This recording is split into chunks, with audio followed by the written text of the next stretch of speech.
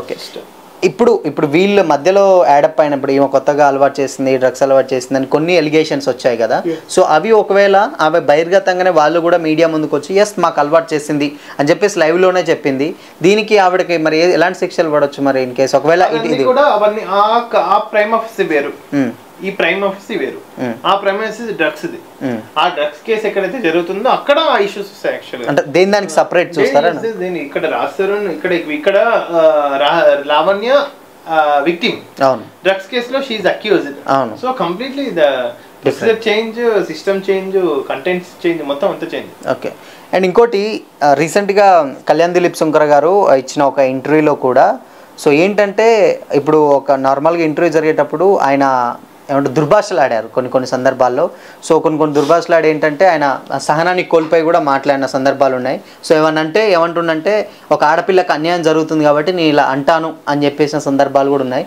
దీనికి కోర్టు ఏం యాక్షన్ తీసుకుంటుంది? అంటే బహిర్గతంగానే అన్నాడు కదా, మరి కోర్టు యాక్షన్ తీసుకోవాలనుకున్నా అంటే ఆయన ఈ దీంట్లో అడ్వకేట్ కదా, లావణ్యకి సంబంధించిన అడ్వకేట్ కాబట్టి కోర్టులో యాక్షన్ తీసుకోవాలనుకున్నది. ఇన్ కేసు ఒకవేళ ఎనీ అగ్రీడ్ పార్టీస్ ఉంటే వి అడ్వకేట్స్ యాక్ట్ ప్రకారం we have a own system to penalize. Okay. So the bar association, the committee untundi. So if any aggrieved persons are there against his works, they have their own right to be complaint at association, or association also can take sumoto. Okay, if anyone complains, adi atla untundi actually ga. Ante gani court dee విషయంలో involve అవ్వకపోవచ్చు. Okay. ఇప్పుడు 4-5 years పడుతుందన్నారు మీరు journey, అంటే మధ్యలో in case వాయిదాలకు పిలుస్తారా లేకపోతే ఎలా ఉంది? వాయిదాలకు అయితే పిలుస్తారండి, but Raj Tarun has powered to go for the dispense అంటే మేము అటెండెన్స్ కోర్టులో ఇవ్వలేము, బట్ మా ప్రజెన్స్ ఎప్పుడైతే కంపల్సరీ కావాలని కోర్టు భావిస్తుందో అప్పుడు మేము వచ్చి నిజంగా మా యొక్క అదేంటిది మీ ఏదైతే ఇన్ఫర్మేషన్ కావాలో, ఏదైతే ఫ్యాక్ట్స్ కావాలో, ఏదైతే ప్రొడ్యూస్ చేయాలో అది చేస్తామని కోర్టుకు చెప్పొచ్చు యాక్చువల్లీ. ఓకే. ఇంకోటి ఏంటంటే ఇప్పుడు రాజ్ తరుణ్ వాళ్ళ ఫాదర్ ఇన్ కేస్ వాళ్ళ ఫ్యామిలీస్ కానీ రాజ్ తరుణ్ ఇప్పుడు ఏమైనా వద్దంటున్నాడు కాబట్టి ఆయనకు మ్యారేజ్ చేసుకోవాలి ఇప్పుడు చేయాలి అనుకుంటే ఈ కోర్టు కేసులో నడుస్తుంది కాబట్టి దీన్ని ఎలా క్యాలిక్యులేట్ అంటే చేసుకోవచ్చా లేకపోతే యాజ్ అ లా ప్రకారం ఏంటి అసలుకి?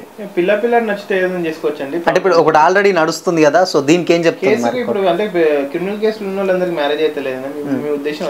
అంటే నేనేమంటున్నా అంటే ఇక్కడ లావణ్య ఆయన ప్రేమించుకున్నారు, నా భర్త నాకు కావాలి అనే టైప్ ఆఫ్ లో పెట్టింది కదా, సో ఇన్ కేస్ ఆయన వేరే మ్యారేజ్ చేసుకోవడానికి ఆస్కారం ఉంటుందా? ఉంటే దీన్ని కోర్టు ఏం మ్యారేజ్ చేసుకోవచ్చు. ఇప్పుడు ఆయన వర్షన్ లో మ్యారేజ్ చేయలేదు అంటున్నారు, ఈమె వర్షన్ లో మ్యారేజ్ అయింది అంటున్నారు, he can go for marriage.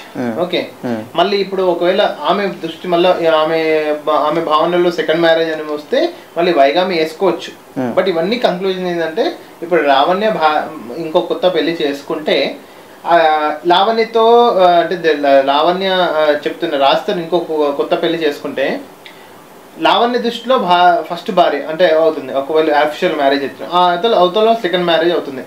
Marriage చేసుకున్న లావణ్యకి రాజ్ తరుణ్కి నిజంగా మ్యారేజ్ అనేది ప్రూవ్ అవుతే అప్పుడు సెకండ్ మ్యారేజ్ అనేది దేంటి ఇన్వాలిడ్ అయిపోతుంది యాక్చువల్లీ. ఓకే. సో అదంతా దేని దానికే ఉంటుంది. ఓకే.